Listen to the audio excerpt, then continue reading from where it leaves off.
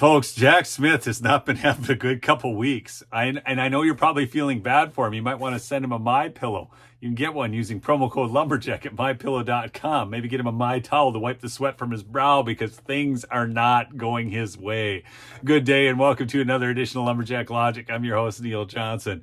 So the state attorney generals from 19 states just filed a very important document with the United States Supreme Court involving Jack Smith and his need to go and do an end around the appellate process.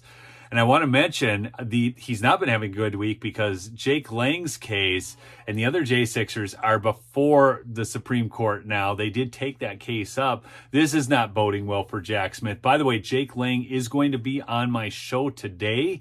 You're going to want to make sure you're subscribed and turn on your notifications. But this afternoon, I am actually having him call in from the DC Gulag, right, to talk to you a little bit. His case just got delayed again. He's already spent over 1,000 days in prison with no trial. Talk about a complete violation of the Fifth Amendment.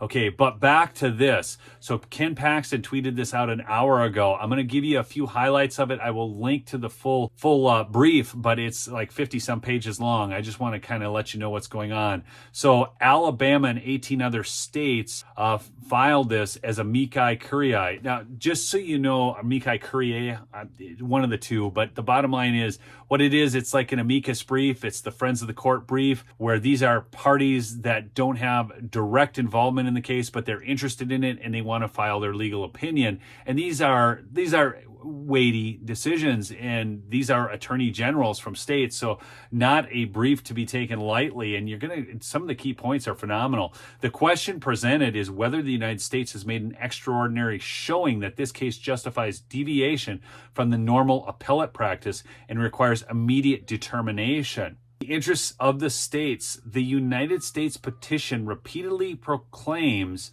but never explains why, it is of imperative importance, public importance, that the respondent's claims of immunity be resolved by this court and the respondent's trial proceed as promptly as possible if his claim of immunity is rejected.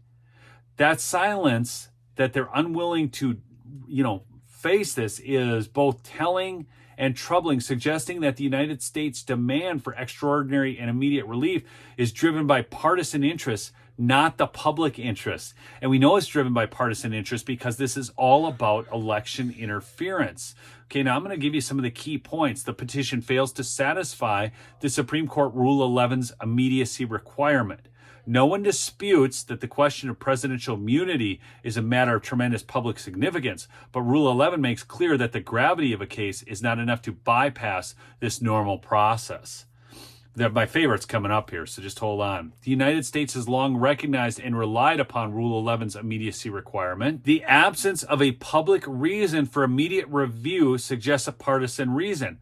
While it has no legal significance here, the United States' preferred trial date has tremendous political significance. We all know that's why they're doing it, okay?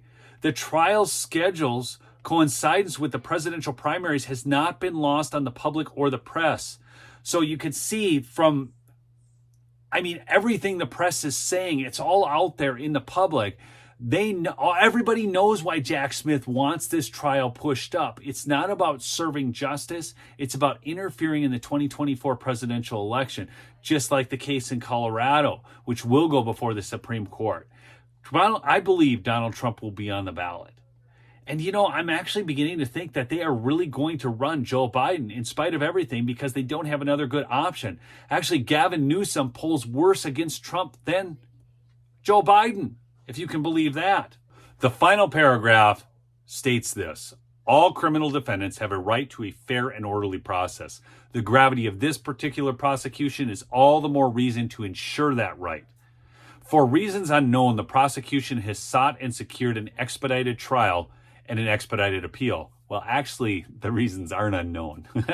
But the court's Rule 11 requires more than a vague government interest in speedy trials. The United States has not shown that its plan to take President Trump to trial on March 4th, 2024, is of such imperative public importance to require immediate intervention by this court. In conclusion, the court should deny this petition. Respectfully submitted, all these state attorney generals. Jack Smith is getting blindsided at every turn because he sucks. This is absolutely the most corrupt, insane process I've ever seen in my life. We'll catch you on the next episode of Lumberjack Logic. Peace out.